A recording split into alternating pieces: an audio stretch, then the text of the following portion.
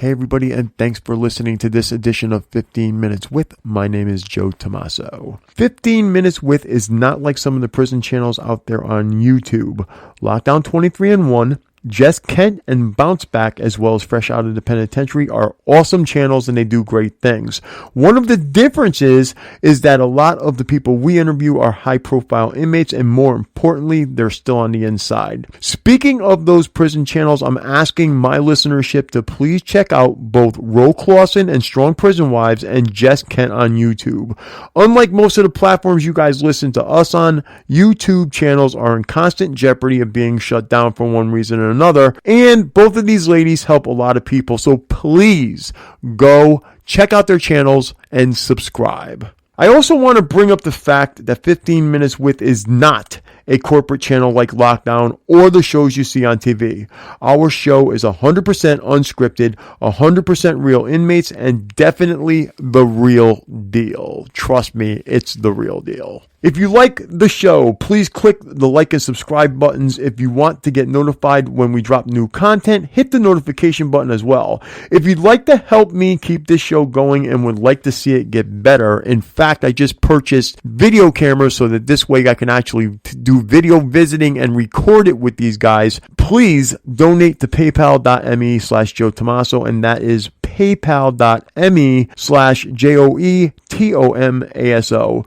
If you have any comments or suggestions or would like us to interview someone in particular, you can email us at insidetherazorwire@gmail.com. Again, that email is insidetherazorwire@gmail.com, or you can snail mail me at P.O. Box 162, West Haven, Connecticut, 06516. Again, that P.O. Box is P.O. Box 162, West Haven, Connecticut, 06516. This is my second on-air interview with Roderick Lee. Roderick Lee is an inmate currently housed at SCI Green, or State Correctional Institution Green, in Waynesburg, Pennsylvania. SCI Green is a maximum security facility with 11 housing units and is home to 1,725 offenders. Roderick Lee entered the Pennsylvania Corrections Department in 1985 at age 25 and is currently 59 years old, serving a 50-year sentence, and will be out the door at age 75. Tonight we talked about prison violence, and if you are heading to prison, Roderick Lee leaves us with a message for you. So without further ado, here is this edition of 15 Minutes With. With is in mental health crisis or suicidal, please call the State Correctional Institution immediately. Thank you for using Securus. You may start the conversation now. Hey, good evening. How you doing, Joe? Hey, how's it going, Roderick? All right. So, first off, I wanted to say that I want to let the listeners know that Roderick sent me a lot, and I mean a lot, of paperwork on his case, and there's a second set of charges that we're going to get into at a later interview with Roderick. We're going to get into the other charges at that point that Roderick was hit with while he was in prison. It increased his prison stay from, your original stay was what, 5 to 10, correct? Yeah. Okay, so it increased his prison stay from 5 to 10 all the way to 50 years. Roderick, one of the things that was odd about Roderick's case is that the jury was an all-white jury, but the judge, more importantly, there was no evidence in this case. The judge, in his instructions, actually told the jury, in his instructions to the jury, I don't care if there's evidence in this case or not. Pretty much find him guilty. Roderick, you can tell the listeners that if I'm correct or not. At the same time, I know what I read in the documentation as well. Yes. So that is what the judge said, basically. Yeah, the judge told the jury, even though there's no physical evidence, if you want to find this man guilty, you can find him guilty. So that we're going to get into those charges at a later date. But Roderick, right now, I just wanted to get into a couple of little things with you. So right now, you're at SCI Green in, is it Waynesburg? Yeah. Okay, so Waynesburg, Pennsylvania. For those of you who do not know it, SCI Green is a maximum security facility and it basically holds 1,725 people as of the last date. I believe it's 11 different units, and it holds 1,725 people as of today. I actually just went on there and did a background on the institution today. So, Roderick, tell people a little bit about the institution. Let them know about the dangers. Let them know, how you're restricted, things like that. Okay. All right. The institution at Green is really supposed to be a mental institution because they got a lot of D codes here. So that means that people that have mental problems. And the way the guards treat the inmates up here is it's like real bad. Like I was talking to the psych today, and I was telling the psych that I hadn't had a write-up in 7 years, but I'm still a level 4 inmate. And he was telling me, This is a call from Pennsylvania State Correctional Institution, Green. This call is subject to recording and monitoring. But he was telling me that, there's nothing he can do about that. And I'm telling him that, for one thing, I should be a level 2, but I'm still a level 4. That means that I can't get a job. Roderick, I hate to interrupt you, but can you explain to them the difference? I know the differences, but can you explain the differences to them, or do you want me to? All right, you can go ahead and explain it to them, Okay, so a level 4 in a facility is basically you're at the highest, one of the highest levels of security. So you're a high security inmate or you're a maximum security inmate. Level 2, Rodney's talking about, is actually more of a low custody inmate. So he'd be able to get a job. He'd be able to get, training and stuff like that. Because of not just the amount of time, they actually just transferred Rodney to SCI Green. I believe it was in February. So now he starts all over again. So the institution's got to get to know him and all that. Am I getting this correctly or? Yeah. Okay. Correctly, Okay, so at this point, he can't even get a job. So he's pretty much restricted onto the unit unless he goes to recreation. And recreation, a lot of people get this misconception about recreation being this whole big tennis courts and swimming pools, and that's definitely not what recreation is by any means. Yeah, it's just a small yard, and if you don't lift weights or play basketball, you walk around the track, for the hour and a half that you're out there. This is a call from Pennsylvania State Correctional Institution, Green. This call is subject to recording and monitoring. The other thing too, is that your recreation's limited. Your telephones are not only limited to 15 minutes per call, but Rodney had to basically sign up for this call. These inmates at these facilities have got to sign up for their phone calls and say, hey, look, I'm going to be on the phone from 6:45, which is when we're making this call, from 6:45 to 7 o'clock. At 7 o'clock, you guys are going to hear this phone say, beep, beep, 60 seconds left, ta-ta. So, and then he can't call me back.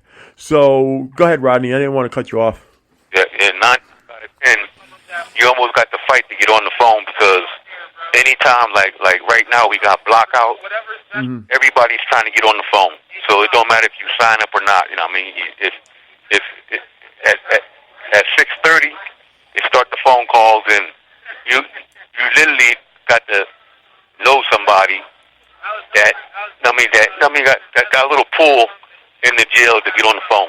Speaking of which, you want to explain to them as well. You're saying, block out and stuff like that, so they're not familiar. I want to have you explain to them that you guys are not out of your cell all day long. Explain to them, some of the terms because they're really not familiar with them. Okay, we come out ourselves for yard. That's like from 8:30 in the morning to 10 o'clock, right?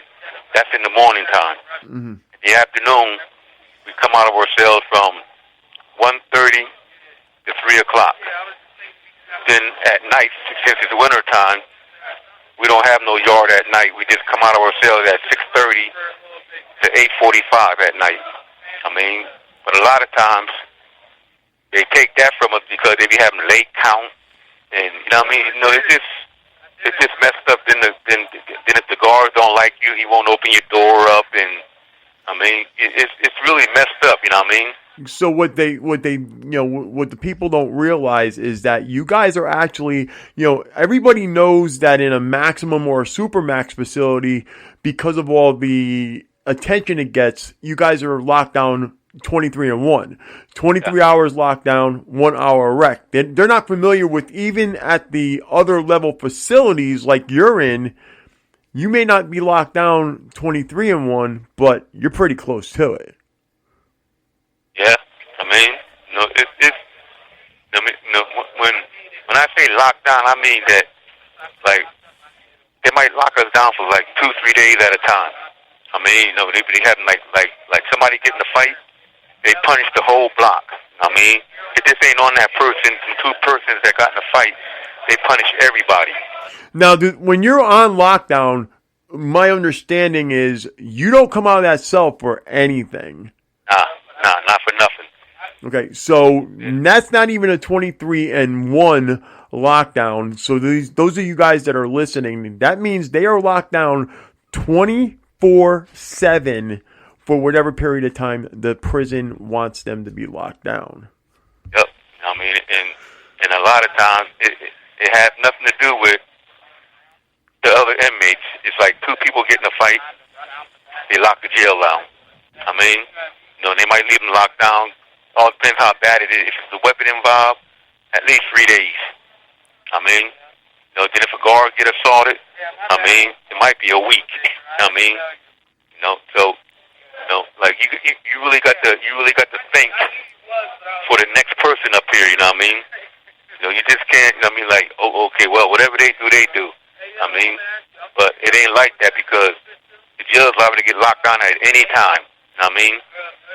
And speaking of which, in our previous interview, you explained people, guys getting whacked upside the head with, batteries and soap and all that jazz. I mean, there's people in there with, you guys call them shanks. They're basically homemade knives. So there's a lot of violence. It may not be an everyday occurrence. Well, the batteries seems to be an everyday occurrence, but they sit there and they don't realize that there's a lot of violence in prison. Every day. See, and some people will watch, shows like Lockup and stuff like that. I mean, this is the difference between those shows and even some of the prison channels and what we're doing right here.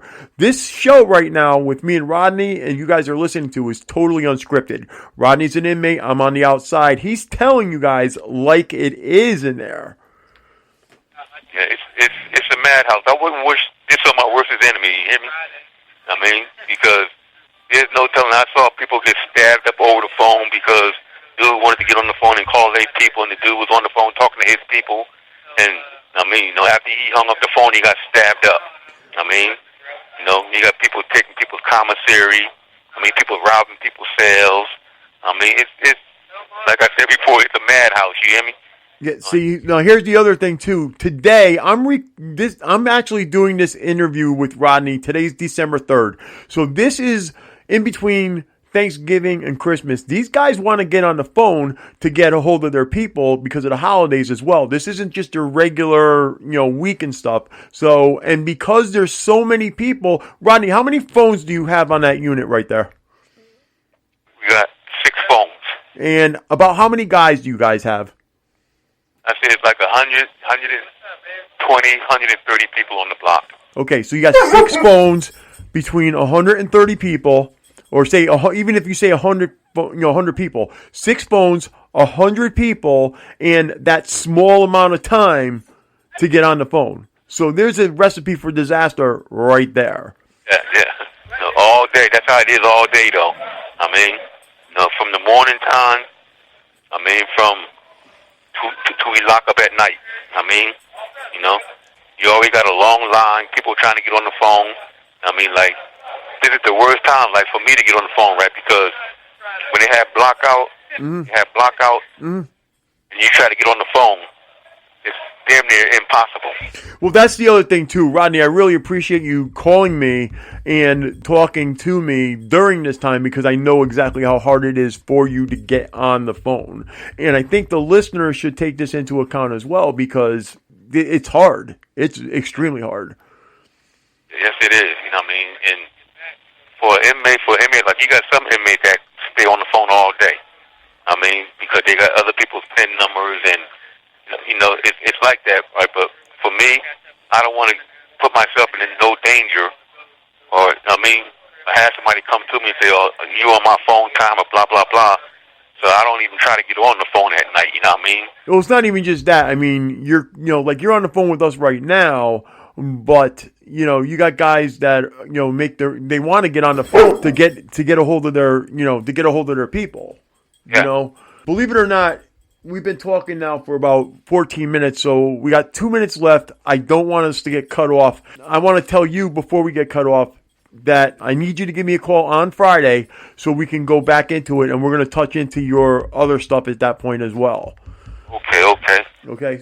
What would you tell anybody who... You have 1 minute left. We got 1 minute left. What would you tell anybody who stands a chance on going to prison about going to prison?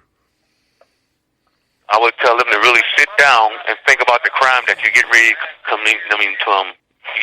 commit.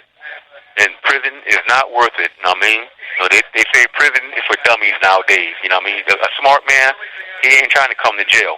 I mean, so please stop what you're doing and really try to reach out and talk to somebody about your situation. If it's finance or whatever, try to talk to somebody about it before you come here, because here, I mean, a lot of guys get used and abused in jail. And on top of that, you're probably going to tell them as well that anything could happen at any time. Yeah, anytime. Anytime, you know what I mean? Okay, Rodney, we're going to get cut off. Thank you very much for calling, and I'll talk to you again on Friday. All right. Thank you, bud. Bye-bye. Yeah, bye-bye. All right. Thank you for using... Thank you for listening to 15 Minutes With. I hope you've enjoyed this edition. If you have enjoyed this edition of 15 Minutes With, please hit the like and the subscribe button. You can also help me keep this show going and watch it get better by donating to paypal.me/Joe Tomaso.